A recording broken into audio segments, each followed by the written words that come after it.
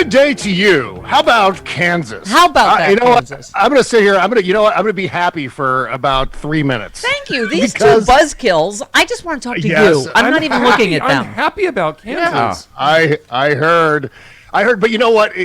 Chris is right about Arizona. Now, we talk about some freaks and weirdos getting nominations down there. Dear God. We got Rusty Bowers lost his race, unfortunately. Right. Which also, Rusty Bowers, my least favorite Pornhub category. So I just want to. I said that too. Yeah. It's like the dirty. Yeah. Oh, did you? Okay. Thing. Not the Sanchez sister, but the other thing. Yeah. What? Bob. Yeah, I mean, I did think that the Secretary of State thing. I'm like, oh, well, Arizona is going to have, the Republican will win no matter what the votes say in 2024 or whatever. I mean, it's. So that. But the Democrat does have a chance of winning in November. Right. So right. I just don't know what to think about that situation right now. Bob Cesca Charlie Pierce. Yeah. I was just going to say, Charlie Pierce was saying earlier today that this is something that's been going on forever, where the Democratic Party supports an undesirable candidate, so it might make it easier for them to win. And that's been going on for a long time. So maybe there's some sort of logic to this madness of the Democrats supporting some of these Trump-endorsed candidates. I was going to say, primaries. A couple people said that might turn out to be, and that's what I said, win by any means necessary. So if that ends up being proven. It's a big roll of dice, yes, though. It is. That's some. I wouldn't want to play poker against the Democratic Party right now. That's the chances, the risks they're taking with that. And here's the Bob Cesca don't get happy rule, right? Turn out, turn out, turn out. You said elections are decided by 1 to 3 points these days. All it takes is 3% of pee-pants Democrats deciding to vote third party or stay home because Biden didn't give them their pony and the election is lost. You said doubling down on ageism, right? Because you were talking about the polls showing majority of Democrats don't want Biden to run. And you just said, my point stands. Republicans don't pull this on their people. A similar cross-section of liberals abandoned Obama in 2010, so the Republicans won huge majorities that year. They win in large part because Democrats are ludicrously self-defeating. Sometimes. Right. I mean, and this poll, I didn't even know it was that high. 75% of Democrats. Oh, you were retweeting someone that said 75 Democrats are with me on this. Sorry, he's too old. I mean, yeah.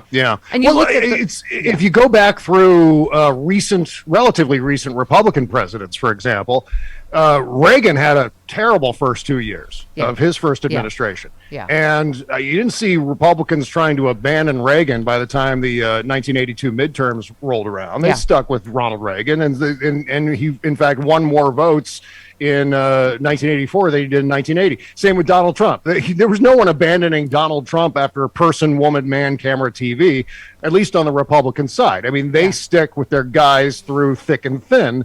And I'm not necessarily saying that the Democrats have to be rubber stamps for everything, but I am saying that there is a little bit of winning strategy in that, in terms of sticking with the guy who brought you, so to speak. As you put it, if you're still wondering why Republicans can win elections despite being a posse of shrieking nincompoops, here's another reason why you just talked about. Right. The percentage of us that get nervous or don't, stick with our guy, as you say.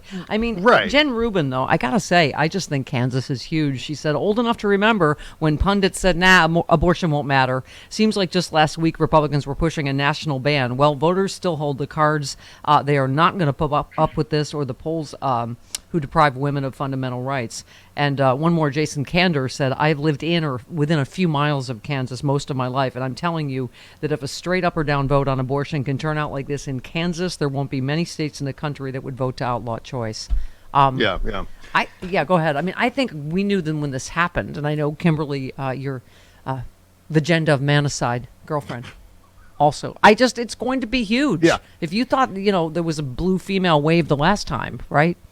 Well, this is a couple of upsides to this. One, it's a huge bellwether for November, and everyone was talking about that leading up, at least on the ground in Kansas, leading up to this particular vote. James Carville had been out there for weeks following the progress of the activism, pushing this, the opposition to this ballot initiative.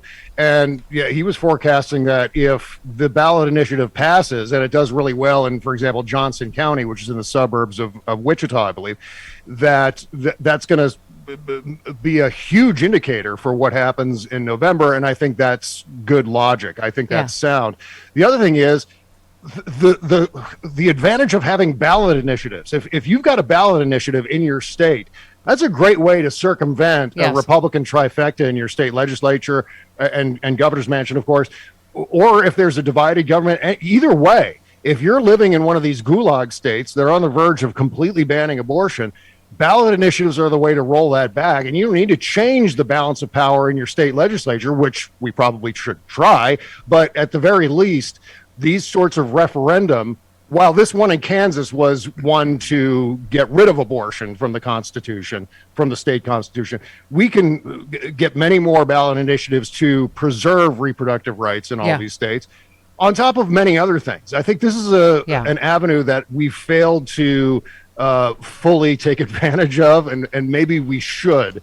The one thing that's going to require, though, when it comes to state legislatures and ballot initiatives, state issues, is a lot more attention on social media. I think things like this don't get the kind of reach. They're not sexy like the presidency and the Senate and what's happening with Joe Manchin and whoever. We need to kind of recalibrate what our priorities are when it comes to that stuff, and that means retweeting state issues. Yeah, I think it was our friend Allison Gill who said we should put this on every state ballot choice. Yeah, you know. Yeah. I mean, that was one of the first things I called for right after the Dobbs decision. I said, you know what? Look, there are many options on the table, and one of them involves maybe some sort of executive action from Joe Biden, the Department of Justice. But there's an entire menu of other things that can be done on the ground state by state. I figure, look, the Supreme Court has thrown this issue back to this. Let's let the states decide, is what the Dobbs decision was all about. Well, F you. We're gonna let the states decide then. Let's get some ballot initiatives going and stick it to them using state laws. The fact that Ruby Red Kansas was up first. It was like, wow.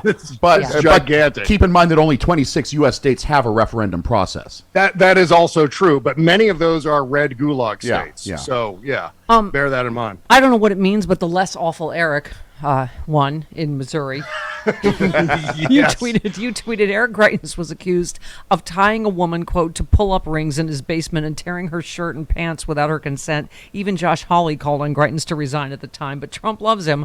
I don't know what it means, but still awful, but the less awful Eric won. Did we determine that he was joking in that Truth Central thing yesterday where he was endorsing Eric in all caps? No, he was or totally, was that just a mistake? He was totally hedging his bets. To fill in the last name. He was totally hedging his bets. That's what it was. Yeah. He wanted to declare victory no matter which one. Eric won. I called it. Exactly. Yeah. He's such a weirdo. He what a is. phenomenal weirdo he is. You tweeted, Bob. That be a funny joke. Joe Biden just killed an al-Qaeda terrorist and bin Laden's successor who has family links to the House of Saud. Donald Trump just praised the Saudis at a Saudi-sponsored golf event at his Bedminster Club and Cemetery while going full 9/11 truther. I mean, no core values. These people don't have any core values. And this goes back to, Stephanie, you remember after 9/11, how if you even made a skunk eye in the direction of George W. Bush or Dick Cheney, it was, why do you hate the troops? Right. And there were people who lost their jobs, lost their careers for criticizing the Iraq War. There was an ongoing, the 2002, talk about the midterms, the 2002 midterms, where they turned Max Cleland and other military veterans, later John Kerry, into cartoon characters who were in league with Osama bin Laden and Saddam Hussein. Yeah. This is the Republican Party that branded supporting the troops, that branded American patriotism. Yeah. And they have no real interest in any of that. We are facing the starkest choice in our history. It is democracy or fascist traitors.